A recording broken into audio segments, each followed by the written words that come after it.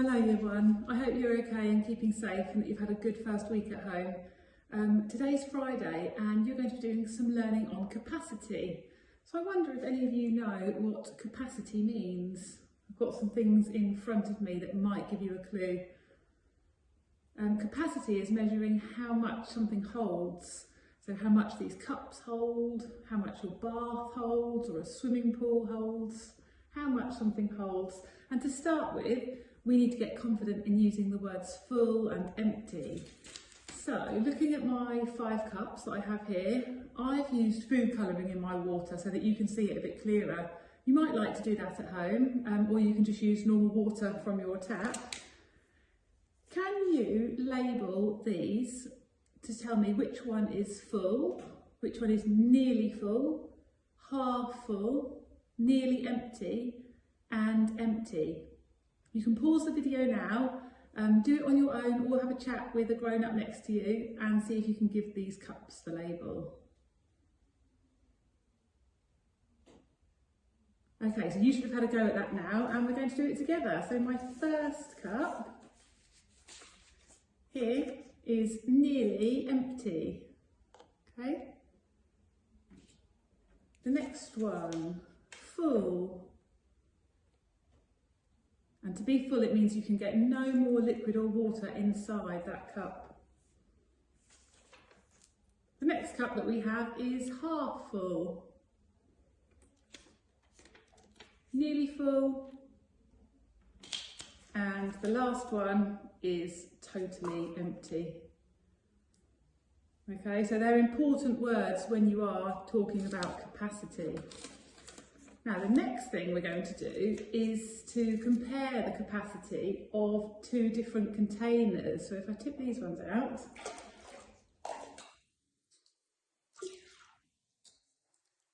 and I'll show you the 2 containers that we are going to use. You can do this at home with any 2 containers that you have. I have chosen these 2. And I wonder if you have any ideas. How can we compare the capacity of these 2 containers? Which one holds the most? Which one holds the least? What do you think? Perhaps you can pause the video now and tell somebody what your prediction is. Okay, hopefully you've made a prediction. I asked my little boy the question and he thought this container held the most because it was the tallest. So let's see if he's right. I've already filled this container right to the top. As you can see, it's completely full. And I'm going to carefully, try not to spill it, pour it into this container here. And that will help us to know which container holds the most.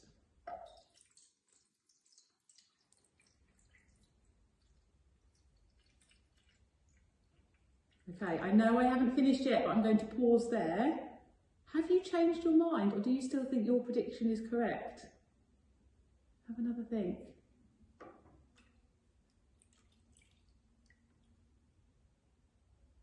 There we go. Which one of our containers has the largest capacity? Which one holds the most?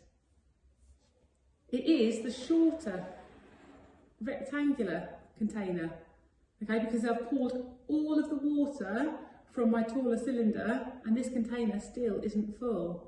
So it's not always the tallest containers that hold the most. It depends on their volume, their depth and their height, how much they actually hold. Perhaps you could investigate that with a few containers in your house. And the last thing we're going to do is very similar to the activity that you have on your home learning today. I have chosen 3 different containers here. And we're going to find out which one of these holds the most and also put them in order, which ones hold the most, the middle and the least amount of water. So how could we do that? Have you got any ideas?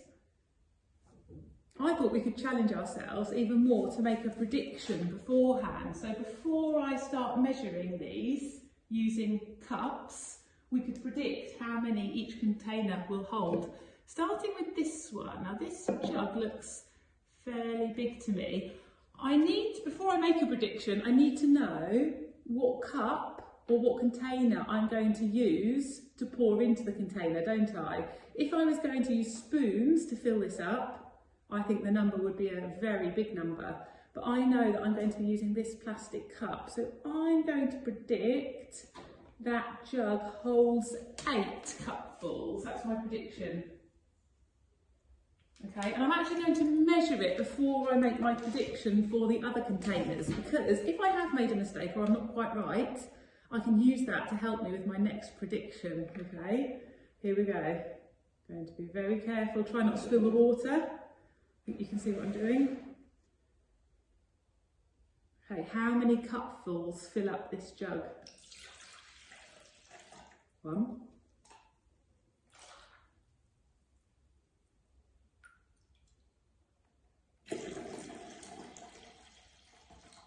2.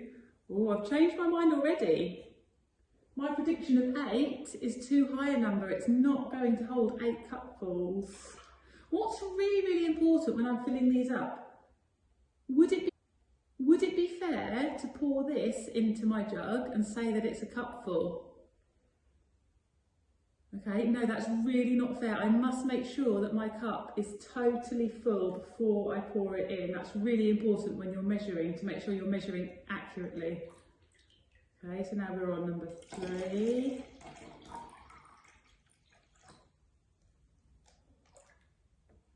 Perhaps 4 would be a better prediction. It's nearly full already.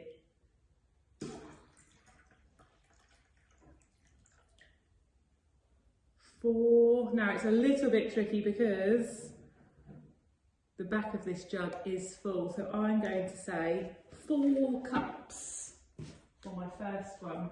I predicted 8, but the actual result was 4 cups.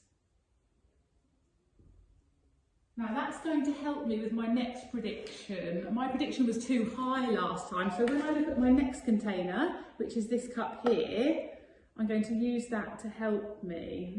How many cups full do I think will go into there?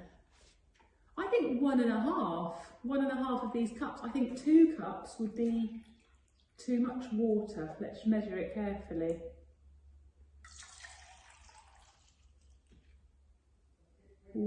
Yeah, not even 1.5, is it? I forgot to make my prediction, the board. My prediction was 1.5. And the actual result, I'm going to say 1.25 cups. You could record it in halves or quarters, or you could say 1 and a bit.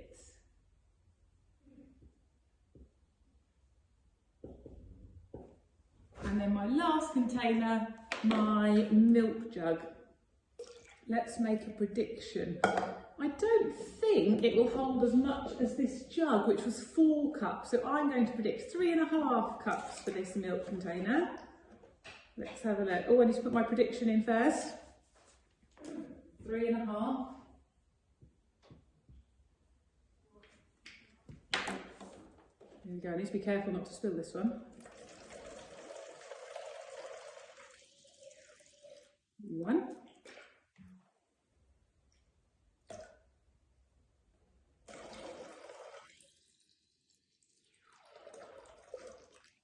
2.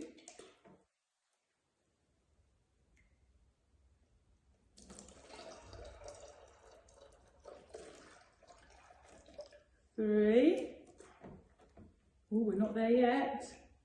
Maybe it does hold more than the jug.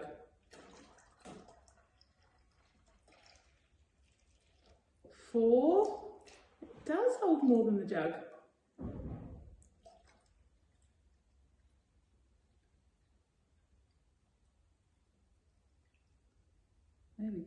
5 cups of water, so I can fill in my results. 5 cups.